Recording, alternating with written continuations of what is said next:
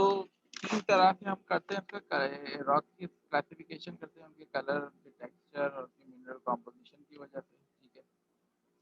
Texture का उसका size, shape और पैटर्न, जो रॉक के अंदर जो ग्रेन है उनका साइज, उनका शेप और उनका पैटर्न क्या है, ठीक है। कलर क्या है अपेरेंट आवाज बहुत स्लो आ रही है। आउटसाइड सरफेस पे, और जो इनसाइड जो उसके जो यानी जो कलर है वो क्या है, ठीक है। तीसरी चीज़ ये कि मिनरल कॉम्पोजिशन, ठीक है, जैसे कि मुख्तलिफ मिनरल से रॉक्स बने होते हैं, तो उन वो मिनरल्स की कॉम्पोजिशन क्या है वो हम देखेंगे आगे चल के। इसको हम थोड़ा सा तफसील में पढ़ेंगे क्योंकि इन्वायरमेंटल केमिस्ट्री के पॉइंट ऑफ व्यू से ये चीज़ इम्पॉर्टेंट है कि we should know what is the mineral composition of the rock. Okay, तो मिनरल्स क्या होते हैं? नेचुरली अकरिंग कंपाउंड्स होते हैं, केमिकल्स एंड कंपाउंड्स होते हैं, चाहे वो नेचुरली अकरिंग केमिकल स्पीसीज हैं। For example it could be an element और a compound which is present naturally inside the earth, ठीक है। तो ग्रेन साइज होते हैं, टेक्सचर क्या है कि उसके एक तो ग्रेन साइज है, ठीक है। Often the grains in a rock are large and easy to see. Such rocks are said to be coarse grained. ठीक है। In other rocks, the grains are so small that they can only be seen with a microscope. तो grains जो है बड़े भी हो सकते हैं, छोटे भी हो सकते हैं, यानी आपको नज़र आ सकते हैं अपनी आई से, और ये भी हो सकता है कि इतने बारीक हों कि वो आपको ना नज़र आए, माइक्रोस्कोप में देखने पड़े, ठीक है। ऐसे रॉक को फाइन ग्रेन रॉक्स कहते हैं। ओके, तो जैसे कि फाइन ग्रेन जैसे कि स्लेट है, ठीक है, या कोर्स ग्रेन जैसे कि डायराइट है। ये देखिए कि आपको मैं ये देखिए ये स्लेट है, it's a rock, slate is a igneous rock, ठीक, sorry it's a metamorphic rock slate. Coarse grain जैसे डायोराइट, ये मुख्तलिफ तरह के रॉक्स हैं जो कि आपको दिख सकते हैं, ठीक है। अ, ये कॉन्ग्लोमरेट है, दिस रॉक इज कॉन्ग्लोमरेट, ये जो है पेबल्स और उसके सैंड की जो है वो सीमेंटेशन से बना हुआ है, ठीक है। तो there are different types of rocks. अब आप जो है वो the grain in rock very widely in shape, ठीक है। Some grains look like tiny particles of sand, ठीक है, others look like small seeds or exploding stars. Some rocks such as granite, the grain results from the shape of the crystals that form in the rock. तो granite जो है वो एक igneous rock है, intrusive igneous rock है। ये gradually cooling से बनता है। ग्रेजुअल कूलिंग से जब ये रॉक बनते हैं तो यहाँ पर जो है वो क्रिस्टल, लार्ज क्रिस्टल्स बन जाते हैं, ठीक है। तो इसके जो ग्रेन है वो आपको जो है वो बेसिकली वो क्रिस्टल्स की वजह से जो है वो उसके ग्रेन्स होते हैं, ठीक है। ये क्रिस्टल्स के ही ग्रेन्स होते हैं। बाद में कुछ ब्रोकन फ्रैगमेंट से बनते हैं, तो उसके जो ग्रेन्स हैं वो फ्रैगमेंट्स की शक्ल में होते हैं, जैसे कि सैंड से बनता है सैंड स्टोन, ठीक है। सैंड स्टोन के अंदर जो ग्रेन होंगे वो सैंड की तरह की ही फ्रैगमेंट से बने होंगे, ठीक है। या क्वार्ट्ज से बनता है, क्वार्ट्ज स्टोन, क्वार्ट्जाइट बनता है, ठीक है। तो मुख्तलिफ तरह के जो है वो वो होते हैं, जैसे कि बाद दफ़ा बड़े पीसेस से बने होते हैं, ठीक है।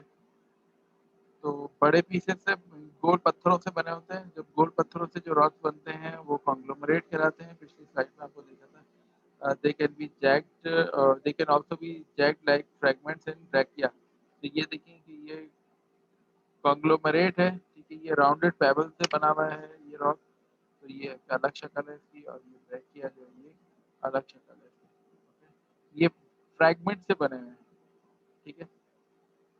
सेडिमेंट्स जो कलेक्ट हुए उसके फ्रैगमेंट बने, उससे ये रॉक बने। अच्छा, अब इनके अंदर पैटर्न होता है, ठीक है। The grain in a rock often form pattern. Some grain lie in a flat layer that look like a stack of pancakes, okay. Other grains form wavy swirled pattern. Some rocks have grains that look like rows of multicolored beads, sorry, rows of multicolored beads, such as in the example of Guineas. अच्छा,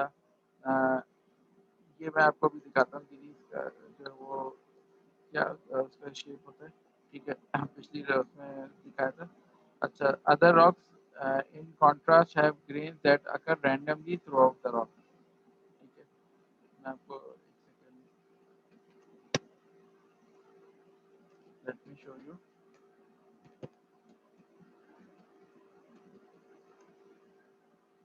हाँ, ये आप देख रहे हैं कि ये जो है, ये जो कोने में है, सॉरी, ये जो कोने में है ये गिनीज है, ठीक है। तो बाद उसमें ये बैंड्स बने होते हैं, ठीक है। बैंड्स नजर आ रहे होते हैं और बाद में जो है वो बहुत वादे होते हैं, बाद में नहीं नजर आ रहे होते, ठीक है। बाद में फोलिएट्स होते हैं, ठीक है। तो ये अभी हम रॉक की टाइप देखेंगे तो मैं आपको फोलिएट्स और बैंड्स और इसका फर्क बता दूंगा। कोर्स ग्रेन और फाइन ग्रेन का फर्क तो आप आराम से समझ चुके हैं, ठीक है। तो ये देखिए कि ये फाइन ग्रेन है रॉक, सॉरी, ये फाइन ग्रेन रॉक्स हैं, ये कोर्स ग्रेन रॉक्स हैं, ठीक है। राउंडेड ग्रेन जो है वो ये है, देखिए कि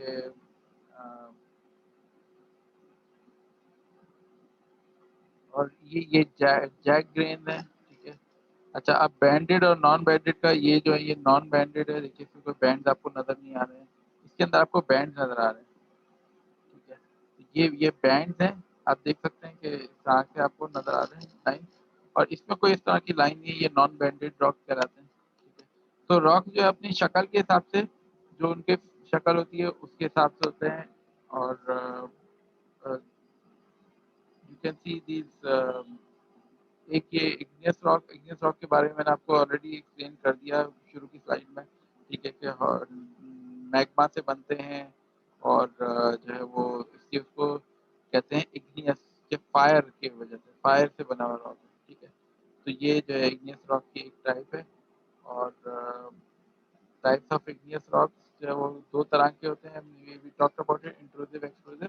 इंट्रूसिव की एग्जांपल जो है वो है लाइमस्टोन, सॉरी, इंट्रूसिव की जो एग्जांपल है वो है जैसे कि ग्रेनाइट है, और एक्सक्लूसिव की जो एग्जांपल है वो है बेसॉल्ट, ठीक है। तो ये मैंने आपको बता दी कि इंट्रूसिव एक्सक्लूसिव में क्या फ़र्क होता है। सेडिमेंट्री रॉक्स जो होते हैं वो सेडिमेंट से बने होते हैं, ये आपने अक्सर देखा। आपको अगर आप कराची यूनिवर्सिटी के सामने जो पहाड़ियाँ नज़र आती है ना, अगर उनको गौर से देखें, अब गेट से निकलेंगे तो देखिएगा सामने सिल्वर जुबली गेट के सामने आपको पहाड़ियाँ नज़र आती हैं। तो वो जो पहाड़ियाँ हैं उनमें भी आपको इस तरह के लेयर्स नज़र आएंगे, ठीक है। तो क्या है कि वहाँ पर फिर पहले तो इग्नियस रॉक्स के अंदर इरोजन होती है, फिर वो कहीं जाके डिपॉजिट होते हैं, डिपोजिशन का प्रोसेस कहलाता है। फिर फिर कॉम्पैक्शन का प्रोसेस होता है, उसके बाद सीमेंटेशन का प्रोसेस होता है, ठीक है। तो ये चार प्रोसेस होते हैं जिससे कि इग्नियस रॉक्स बनते हैं। लिथिफिकेशन का प्रोसेस तो यानी यही, इसको लिथिफिकेशन कहते हैं, erosion, deposition, compaction, cementation, okay. Erosion क्या होता है, अभी हम इरोजन को बहुत डिटेल में पढ़ेंगे। इरोजन को के ऊपर पूरा एक लेक्चर है हमारा, जो कि वीदरिंग एंड इरोजन पे पूरा एक लेक्चर है, जिसमें हम वीदरिंग के डिफरेंट टाइप्स भी देखेंगे, क्या क्या टाइप्स होते हैं, ठीक है। और हम ये देखेंगे कि केमिकल वीदरिंग कितनी तरह की होती है, क्योंकि केमिकल प्रोसेसेस हैं, एनवायरमेंटल केमिस्ट्री के पॉइंट ऑफ व्यू से वो इम्पोर्टेंट है। केमिकल प्रोसेसेस हम सारे देखेंगे, ठीक है। तो ये प्रोसेस हैं कि जिसकी वजह से ये चार प्रोसेस हैं, उनकी डिटेल जो है वो अ, देख सकते हैं। अच्छा, सेडिमेंट्री ट्रांसफॉर्मेशन क्या है? सेडिमेंट्स आए डिपॉजिट में, पहले वो लूजली पैक्ड थे, ऊपर वाले लूजली पैक्ड होते हैं, नीचे वाले पे वेट होता है, वो डेंसली पैक्ड होते हैं।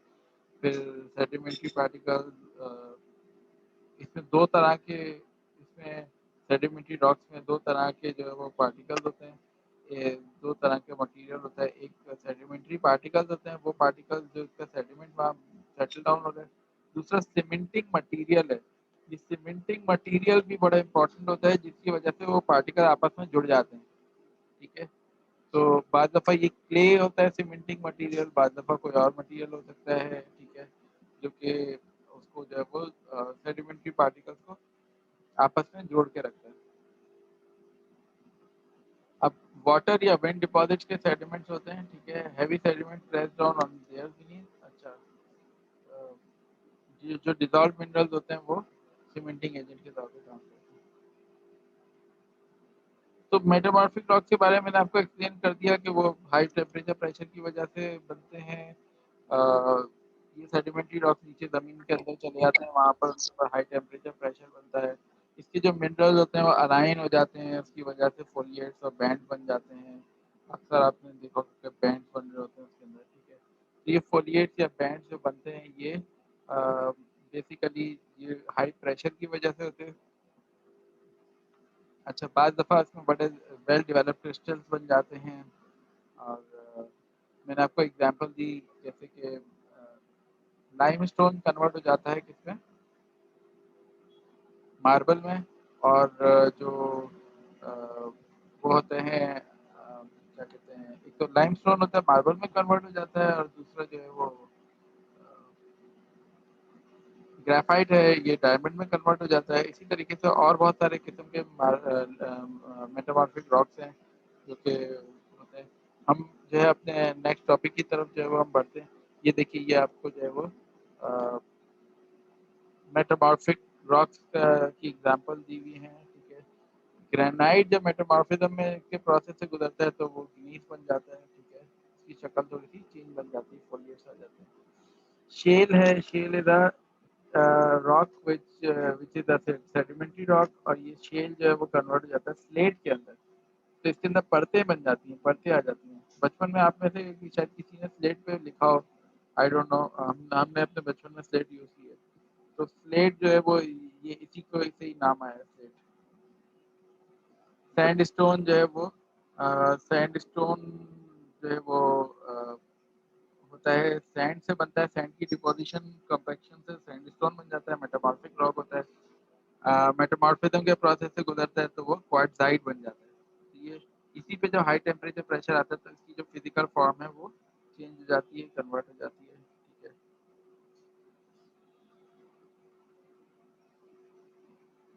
ओके,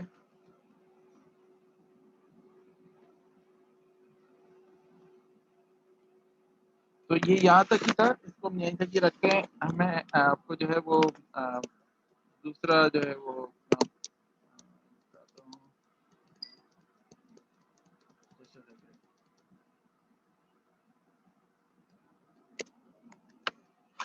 अब ये विदरिंग ऑफ रॉक्स है, ये हम अपने नेक्स्ट लेक्चर के लिए रख लेते हैं। विदरिंग ऑफ रॉक्स, इसमें हम देखेंगे कि इसमें कितनी तरह की विदरिंग होती है, फिजिकल, केमिकल, बायोलॉजिकल विदरिंग होती है, ठीक है।